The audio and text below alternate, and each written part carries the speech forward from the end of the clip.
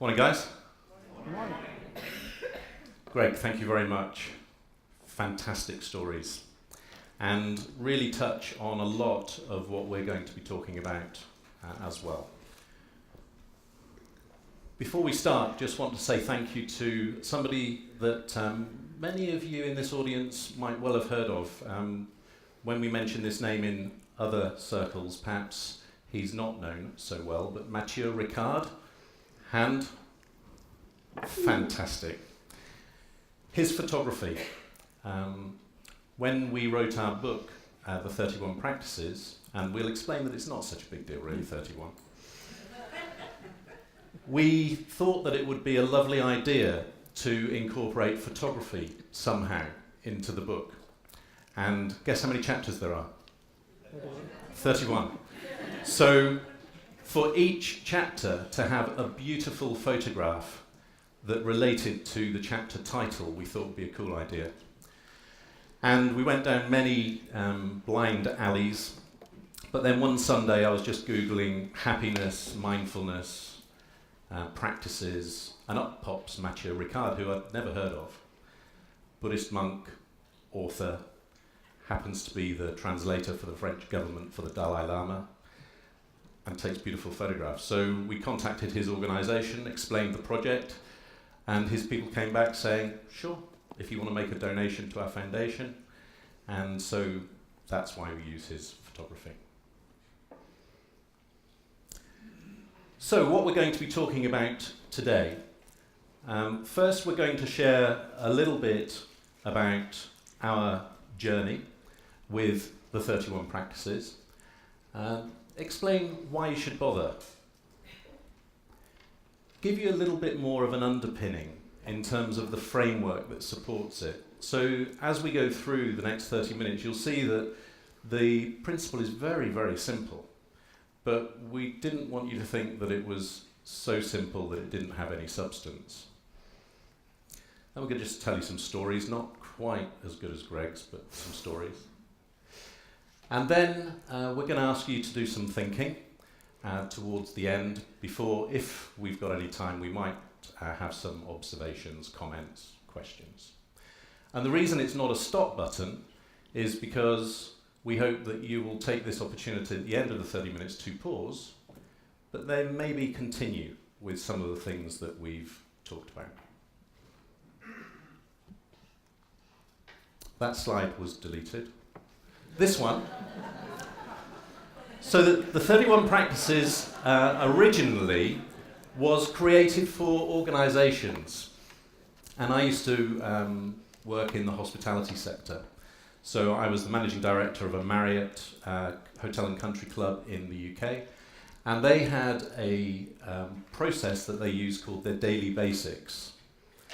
And Richard, you'll be interested to know that they had 23, not 31. And the way that it worked was that employees throughout the world of Marriott and Ritz-Carlton focused on just one basic each day. And I realised that this was really, really powerful. And I never found out if this was true, but the urban myth was that Bill Marriott would telephone at random a hotel anywhere around the world. And at that time, there were 3,000 Marriott hotels. And whoever picked up the phone, when it was answered, he'd ask for a department at random. So it could be the kitchen or housekeeping or whatever. And then when put through, he would say, good morning, it's Bill Marriott here. Could you please tell me what the daily basic is today? And expect those people to know. So that was really the inspiration for the 31 Practices. And it really does bridge this disconnect in many organisations between what they say and then what the employees do on a day-to-day basis. One of the improvements that I felt could be made with that basics approach was, my guys used to say to me, Alan, it's the 2nd of the month, but we're on number 11. And that does my head in. So when thinking about how to develop this, I thought, well, there aren't any more than 31 days in a month, so let's do 31. And before you ask, if there aren't 31 days in a month, yes, you just skip. Another key element is that with this organisational version, the practices are co-created by the employees of the organisation, not just by the senior people in a darkened room who then tell everybody this is what you're going to do. And there's a lot of work in terms of integrating it, so it's not a comms exercise, it's not an HR project, it is an operational project. And I guess that comes from having an operational background and being frustrated with these functional projects that never actually touch and get embedded into the day-to-day. And finally, it reinforces this one-team approach. So the only reason I share this is because that's where what we're really going to be talking about now came from and originated from. And that's just a small carry card because apart from Richard, none of us could remember the 31. That was a joke. Okay, so I'm just going to share a little bit of what sits underneath this framework. When Alan and I first met, he shared the work that he'd been doing from a very practical perspective, and he was going, but I don't really understand why it works from a theoretical perspective. So as he was talking, I was going, oh yeah, this links to this theory and this links to this aspect, and so we started to build the underpinning theory to the very practical framework. And so it's very simple. It's good because Alan and I are quite old and we have very small brains, and so simplicity helps us remember what it is we're meant to be doing. So the core from an organisation perspective are the core values. So where we start with organisations and with individuals is to help them identify their core values, but actually even before that we also build in the conversation about what's the difference in the world that happens as a result of this organisation being here. So what impact do you have on some of the critical aspects of the globe and the world and the climate and resources and people that are important? And so you're creating an emotional engagement around purpose that people can get behind and line up behind. So what's the purpose of the organisation? And then identifying the core values or principles which are going to lead people, if practiced, towards that purpose and lead the organisation to get closer to achieving that purpose. So I guess this is the organisational quest. The actions are, well, what are the practices, the daily behaviours that will bring those values to life? And then supporting organisations to build ways of assessing that. So through looking across, yes, the big measures, the KPIs, but also the stories, the everyday things that get lost when you look at the big measures. So what's shifting in the story of the organisation? And then reviewing and refreshing before going around that cycle again. So you're building an organisation that's becoming much more self-aware, much more conscious of how people are being, and you're creating the ways that some strong habits in the organisation. And this cycle is not unfamiliar to us. It's the work of Deming, it's the work of Kolb, if you think of the learning cycle. So, we're in good ground here. And then, so Alan and I met initially talking about the organisational version of 31 practices, and Alan introduced very quickly the idea of actually how do we make this accessible for individuals who, as we've heard, are living a life potentially that's very stressful, they've lost their way potentially, they've followed a path, maybe that path isn't the path that's really helping them be resourced, helping them be happy. So we wanted to create something for individuals, and so we decided that it would be good to create a very intuitive way to enable people to create their own 31 practices using a web app process. And so why? Why was our web app of 31 practices going to deal with these really big issues for people around stress and happiness and well-being? So this is a little bit more around where the theory comes in. I don't want to start there now. That's where I wanted to start last week when I put the slide together. One of the things that we know is that if we create a mindful way of being and we become attentive to what we're doing and how we're operating, then it increases our awareness. It increases our ability to accept ourselves and enables change to become who we want to be. So the 31 practices app really helps us become much more aware of how we are being and what we are doing and how that fits with who we are at the core. It helps us be aware through the sort of mind lens. So we live in an interpreted world and we create our world. There is no external reality that we would all agree on. I think we know that. So if we mindfully create a world and a meaning for ourselves, then it gives us a grounding and enables us to navigate the volatility, the uncertainty, and the complexity of the world that we live in.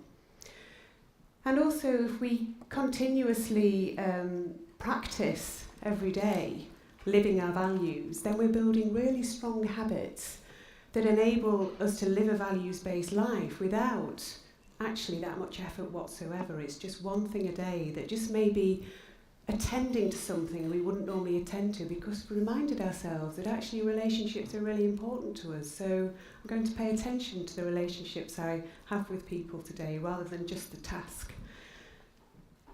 And if we're working in a mindful and meaningful way to ourselves, then this is going to create greater awareness of and engagement with our lives. So we're paying much more attention to the day-to-day actions, to how we're being, and if we're living according to our values, we're playing to our strengths. And as the work of Martin Seligman has very clearly stated, playing to our strengths allows more opportunities for us to experience flow and flourishing and leads to a more contented base of happiness. So there are lots and lots of reasons from across philosophical, business, psychological, therapeutic practices and theories that support the idea of 31 practices. So there's a lovely complexity that sits under the simplicity that means actually why building a practice-based framework for yourself that's aligned to your values is going to lead to answering those bigger questions around reducing stress and increasing well-being and happiness. And I think it was Leonardo da Vinci that said that simplicity is the ultimate sophistication. So we're quite pleased with that quote. Not that it was about our work. So, how it works. And just like Greg says, this app might not be the answer for you. But what I would ask you to do, please, is just consider the principles that underpin it. The reason that we went down the app route is simply that we recognise that people live their lives with their devices. And it was simply a way to make it easier for people. That was all. And we spent a long time finding the people that we wanted to work with on this, because how many people did we see that they were just interested in the technology? They weren't really interested in just making it easy for people. So what I'm going to do is just explain how it works. If, for instance, you thought that working to a daily practice was interesting, but you wanted to just type it up or keep a record on a spreadsheet or whatever, well, that's absolutely fine. So the first thing is that to have a quest is fine, but to put it into practice in this world in which we live is a lot trickier. There's so much going on that we have to contend with. And you might recognise this in your friends, not yourselves.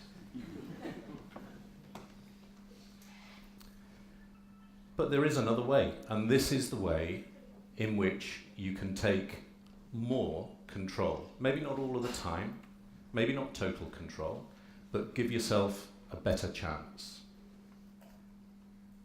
And it's based on first understanding your core values, so the things that are really important to you.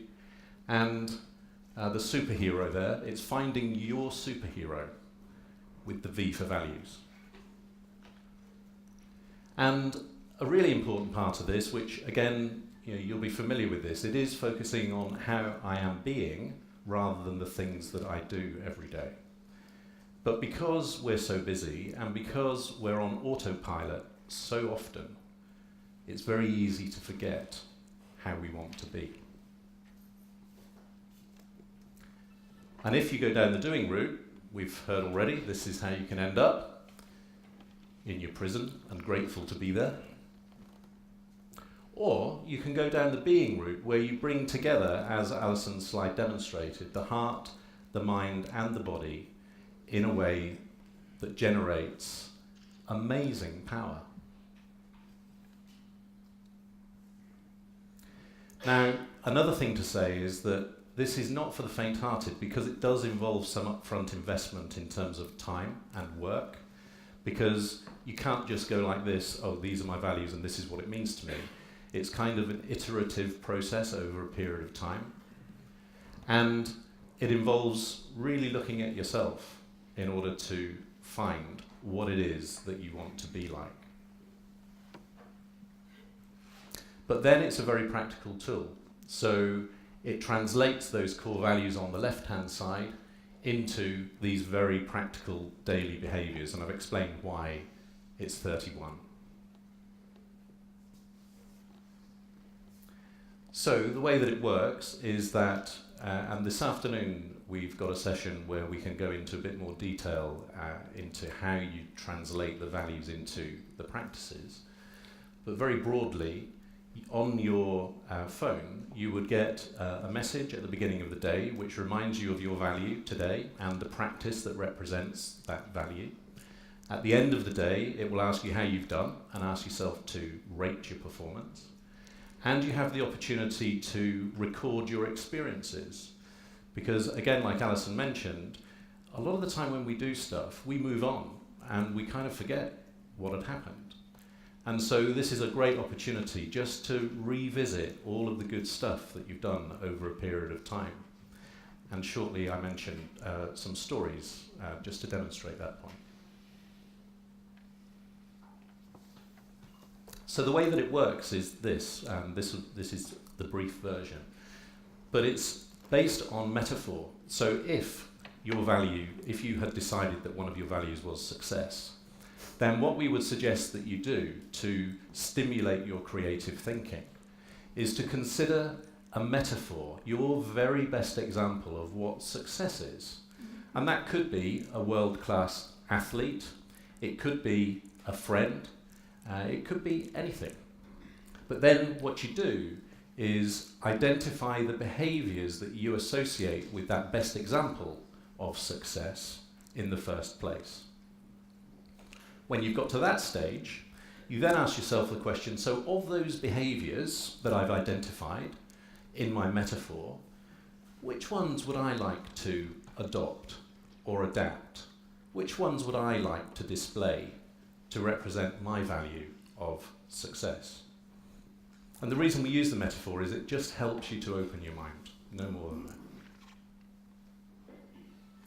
And then this is a bit of a busy slide, but it just indicates some of the other features. So for instance, here you can input a quote that supports your practice, so a quote that's relevant that you like, or a video clip. So it might be that you've got a tune that you like. So it's just ways to anchor the thought of the practice in other ways.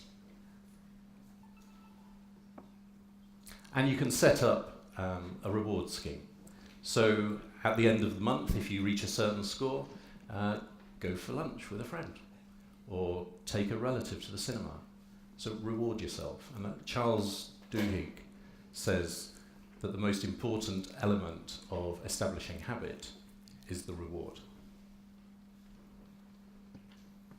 And ultimately, by using this process, you will find that over time, these practices that you're practicing on a day-to-day basis become embedded.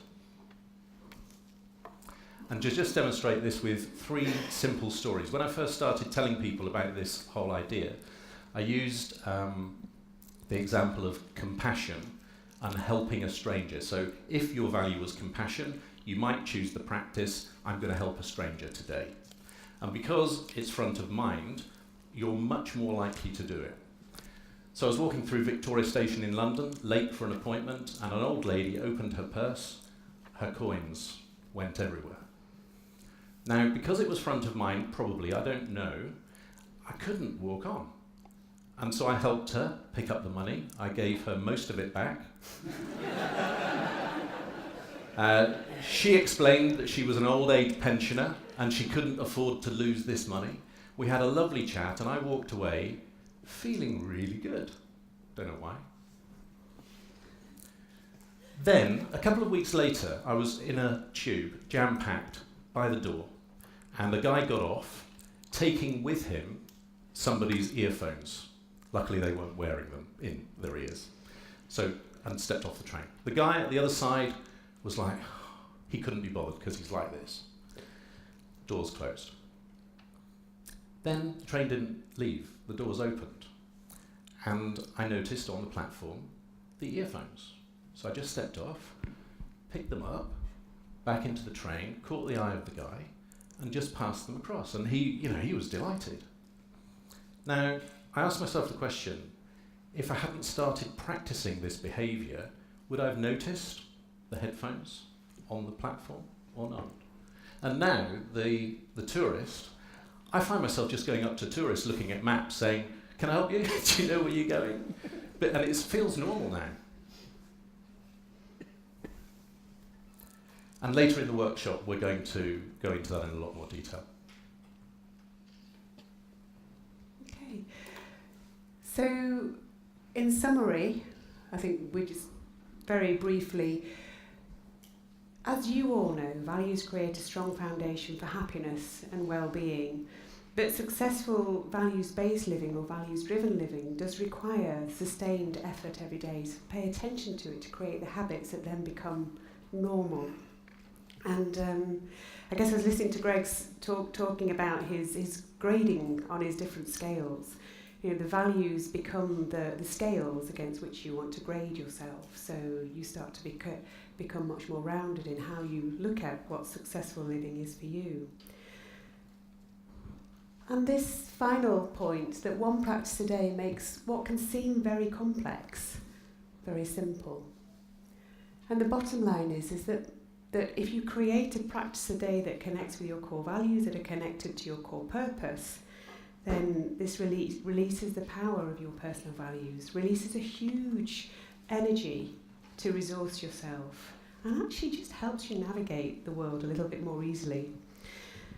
So, and if you think, actually, just thinking about it is enough, you don't need to do anything, you've got your values, you know what they'd look like in practice, but that's where you want to leave it. Here's some, as we were writing our book, we were also very keen to find some other people that said some useful things. So an ounce of practice is worth more than tons of preaching.